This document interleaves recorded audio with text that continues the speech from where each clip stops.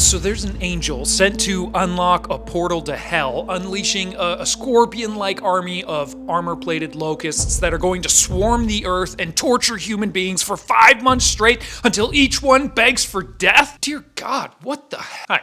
My name's Corey, and this is RedeemerOnline.church, and it's my mission to help you understand and practice the Christian faith, especially if you don't go to church right now. We're walking through the book of Revelation on the YouTube channel here because when the world gets chaotic, plenty of Christians go to this book looking for apocalyptic answers to their chaotic-induced questions. So we're working through the book, trying to understand what it meant to its original readers so that we can in turn figure out what it might mean, if anything, for you and me. In this video, we're talking about some of the most hellish nightmares that God is apparently going to unleash on earth from Revelation chapter 8 and 9. And as we walk through these, it's so important to remember that not a single one of these images is unique or new. They're all recycled or repurposed from other places in the author's religious tradition. They're like an amalgamation of images pointing to the past just as much as, maybe even more than, a prediction of the future. Much like your dreams and nightmares are a strange, otherworldly mashup of images and experiences that you've encountered, the continuation of John's vision in these two chapters read in a very similar way. Up first is the fiery hail. The first angel sounded his trumpet, and there came hail and fire mixed with blood, and it was hurled down on the earth. A third of the earth was burned up, a third of the trees were burned up, and all the green grass was burned up. Destructive hail imagery comes, like many of these images you'll see, from the 10 plagues that God unleashed on the Egyptians in the book of Exodus.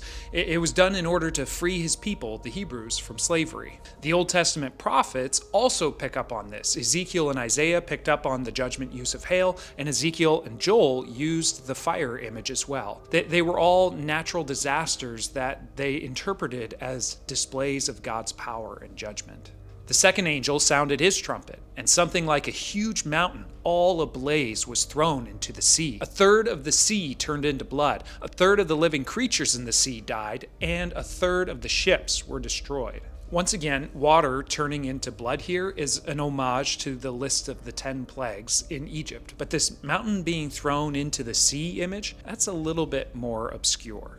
The Old Testament prophet Jeremiah referred to the empire of Babylon as a destroying mountain that would eventually be thrown down and covered by the sea. Jesus also used this imagery when talking about the power of faith being strong enough to uproot a mountain and hurl it into the sea. This mountain sinking imagery is about God's judgment of earthly empires that subjugate people like the Babylon of old. The third angel sounded his trumpet, and a great star blazing like a torch fell from the sky on a third of the rivers and on the springs of water. The name of the star is Wormwood.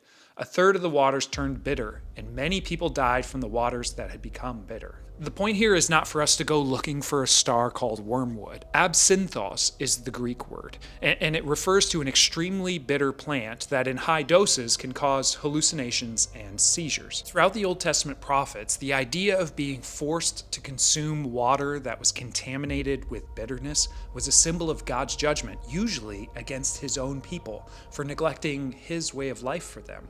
More on that in a few minutes. The fourth angel sounded his trumpet, and a third of the sun was struck, a third of the moon, and a third of the stars, so that a third of them turned dark. A third of the day was without light, and also a third of the night. Darkness, again, is an homage to the 9th plague in the Egypt narrative. It's also used as a symbol for divine judgment in the Old Testament prophets. Again, Joel, Isaiah, and Amos all use it. The Old Testament idea was that God's presence was light, and his absence was darkness. That's why it's symbolically important that when Jesus died on the cross, Matthew, the Jewish gospel writer, reported that darkness covered the land. It's about God removing his presence. And these first 4 are all quick hits of cataclysmic events with not a lot of detail, but they're loaded with rich imagery from the author's past, imagery that John's readers would have picked up and understood immediately. The next 2 get horrifically specific, and they escalate the intensity. The 5th angel sounded his trumpet, and I saw a star that had fallen from the sky to the earth. The star was given the key to the shaft of the abyss. When he opened the abyss, smoke rose from it, like the smoke from a gigantic furnace. The sun and sky were darkened by the smoke from the abyss, and out of the smoke locusts came down on the earth, and they were given power like that of the scorpions of the earth. They were told not to harm the grass of the earth or any plant or tree, but only those people who did not have the seal of God on their foreheads. They were not allowed to kill them, but only to torture them for 5 months, and the agony they suffered was like that of the sting of a scorpion when it strikes. During those days, people will seek death, but will not find it. They will long to die, but death will elude them. The locusts looked like horses prepared for battle. On their heads, they wore something like crowns of gold, and their faces resembled human faces. Their hair was like women's hair, and their teeth were like lions' teeth. They had breastplates like breastplates of iron, and the sound of their wings was like the thundering of many horses and chariots rushing into battle.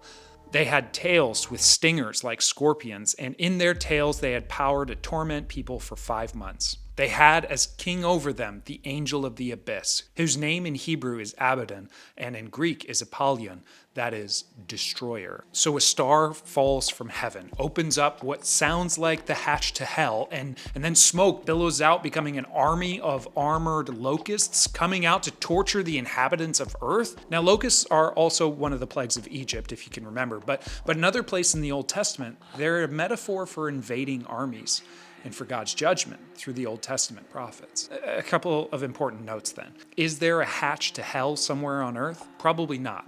That's not John's point here at all. His point is that to some degree, God has restrained evil in its destructive forces, but in order to eventually eradicate it altogether, it has to be fully unleashed. Also, are the locusts predictors of Apache helicopters or other military war machines? No, that's not John's point here either. Although there may be a connection here between our propensity for violence and our ability to unleash hell on our fellow human beings, causing a degree of suffering that doesn't necessarily kill, but leaves people begging for death. But mostly, what John is doing here becomes really clear in the 6th image. The 6th angel sounded his trumpet, and I heard a voice coming from the 4 horns of the golden altar that is before God. It said to the 6th angel who had the trumpet, "Release the 4 angels who are bound at the great river Euphrates, and the 4 angels who had been kept ready for this very hour and day and month and year were released to kill 1/3 of mankind." The number of the mounted troops was twice 10,000 times 10,000. That's 200 million. I heard their number. The horses and riders I saw in my vision looked like this.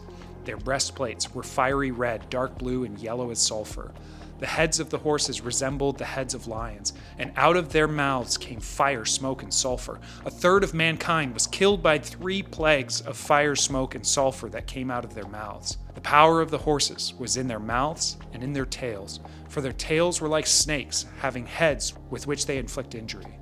So in this last image, we're exposed to a new quad of riders. Unlike the 4 horsemen that we discussed in a previous video, these riders don't each carry a separate meaning. These ones lead an army of 200 million others, and they come storming over the Euphrates River, which would have been understood as the northern border of the Holy Land of Israel.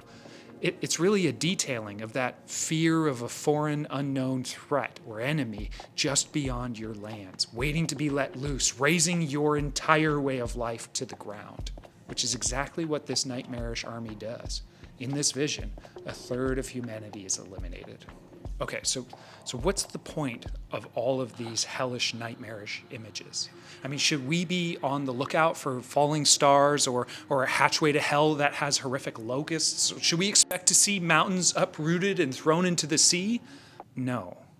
Here's the point. The rest of mankind who were not killed by these plagues still did not repent of the work of their hands. They did not stop worshiping demons and idols of gold, silver, bronze, stone, and wood, idols that cannot hear or walk, nor did they repent of their murders, their magic arts, their sexual immorality, or their thefts. You see, John, like his readers, believed that all of the human evil in the world stemmed from idolatry, meaning worshiping something other than the God who made them. And as N.T. Wright points out, you become like what you worship. So if you worship an idol, which is deaf, blind, and lifeless, you too will become deaf, blind, and lifeless. Murder, magic, sexual immorality, and theft, those are all actions that seek a quick fix to your desires. But in the process, they end up degrading your own humanity and the humanity of others. John says that God's going to bring this judgment, like the plagues of Egypt, like the threats against the empires of old, like Babylon, as a warning to all humanity. Repent. Stop doing this to yourselves and to one another. Return to the way of God, to what it means to be truly human, and reflect the image of your Creator. Be full of life. Because if you don't, eventually God will do something about all of the hell that you've unleashed on earth. The point for John's readers was to encourage them that God will ultimately do something about all of the evil in this world. At some point, God will enact judgment on the empires that dehumanize people, the systems we've set up to degrade the divine image in one another. And he's going to bring judgment against those who profit from those systems and empires, while at the same time rescuing his own people. You see, God is playing his most intense cards in this part of the vision. These harsh images are attempts to motivate the inhabitants of earth to change their ways. The question is, will they see the destruction around them and think, oh, we brought this on ourselves? Or will they, like Pharaoh from the 10 plagues story, just harden their hearts? Here's what I think this could mean for you and me. I think on the one hand, we can take some encouragement, as the first readers did, knowing that God will do something about all of the evil in this world. But the flip side of that is where it gets uncomfortable. If God's going to do something about the evil in this world, he's also going to have to do something about the evil in me. Because let's be honest, nobody likes talking about judgment. We love the idea of a loving God, a merciful God, but a God who allows destruction as a response to human evil, that's harder to stomach. But here's the reality. If God is just, then at some point he has to deal with the evil that we keep unleashing in the world. He has to call out the systems that crush people, the greed that destroys lives, the wars that leave entire nations in ruins, because if he doesn't, then can we really say he's all that just? I think it's worth being on the lookout in our own lives for the systems and people who encourage us to dehumanize one another, to denigrate the humanity that we find in other people. I mean, are we the ones crying out for justice, longing for God to make things right? Or are we the ones benefiting from systems that exploit the humanity of others? Are we turning a blind eye to the suffering around us, assuming judgment's never going to come for us? Because the people in Revelation who refused to repent, they didn't see themselves as the problem. But John is both warning his readers to say, if you don't turn back, if you ignore the warning signs, judgment's going to come.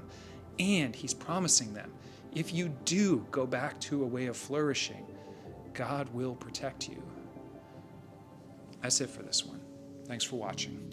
Hit like if you like this video, hit subscribe if you really liked it. Join the email list if you don't want to miss out on anything else we've got going on around here.